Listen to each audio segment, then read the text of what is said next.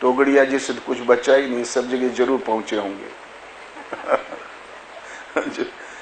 जरूर पहुंचे होंगे। क्या है 50% भारतीय ये हिंदू कहलाने वाला समुदाय घोड़े पे नहीं चढ़ सकता, तालाब का पानी नहीं पी सकता, धर्मशास्त्र को पढ़ नहीं सकता, आंख से देख नहीं सकता। क्या था धर्म? आज का युग कुछ ठीक लगा हमें, कम से कम मायावती जी के चरण छूने तो लगे कुछ लोग।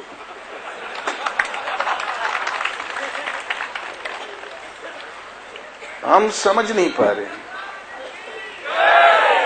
तब से ये बराबर घटाव आ रहा है। करोड़ों हो गए हिंदू ईसाई, करोड़ों हो गए मुसलमान, आज भी टूटाव चल रहा है।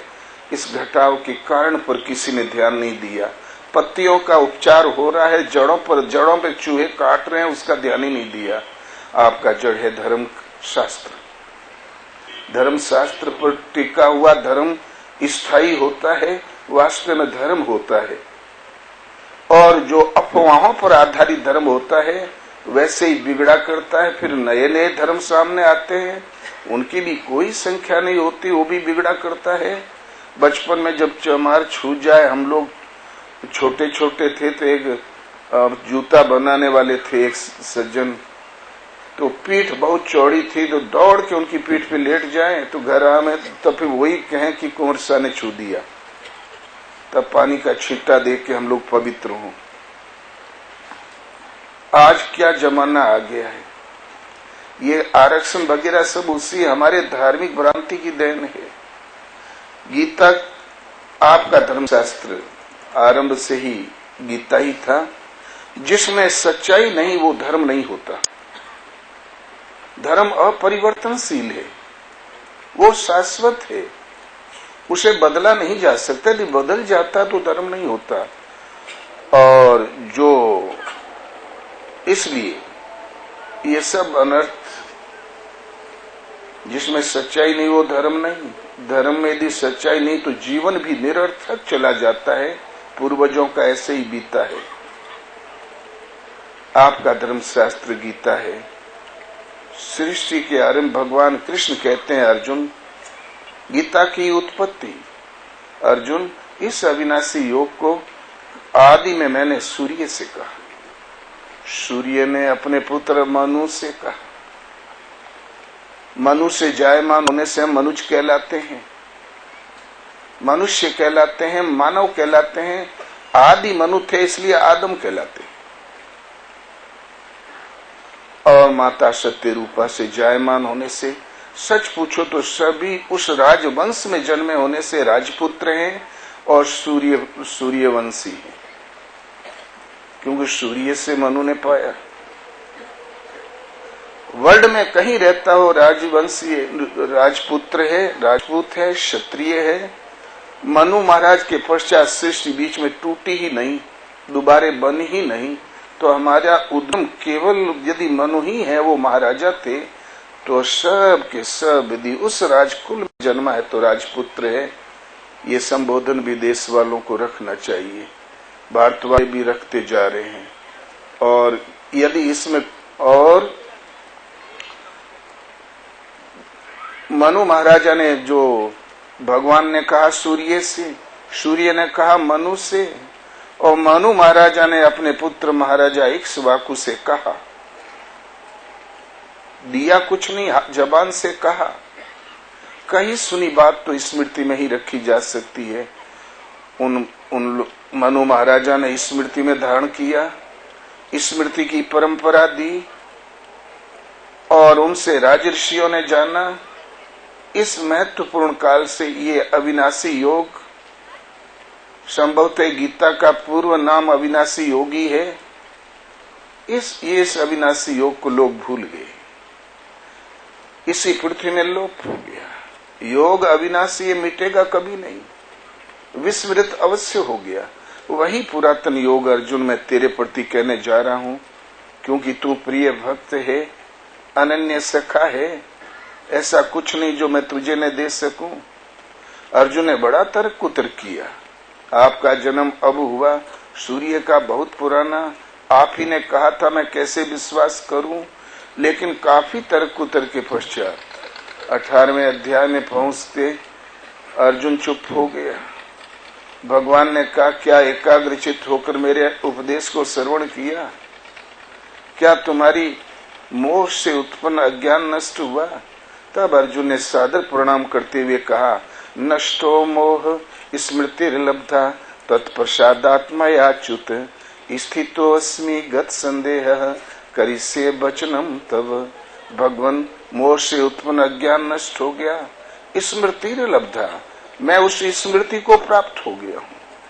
भगवान कृष्ण ने भी कुछ दिया नहीं था, कोई पुस्तक नहीं दी थी, जबान से उपदेश दिया था। जो मानो महाराज से जो स्मृति की परंपरा चली थी, मैं उस स्मृति को प्राप्त हो गया हूँ। मैं आपके आदेश का पालन करूंगा, मैं युद्ध करूंगा। धनुष उठा लिया, युद्ध हुआ, विजय हुई और एक धर्म साम्राज्य की स्थापना, एक समग्र धर्मात्मा नरेश अभिषिक्त हुए और एक धर्मशास्त्र पुनः प्रसारित हो गई, गीता। मानव मात्र का धर्मशास्त्र है गीता। गीता आदि धर्मशास्त्र है।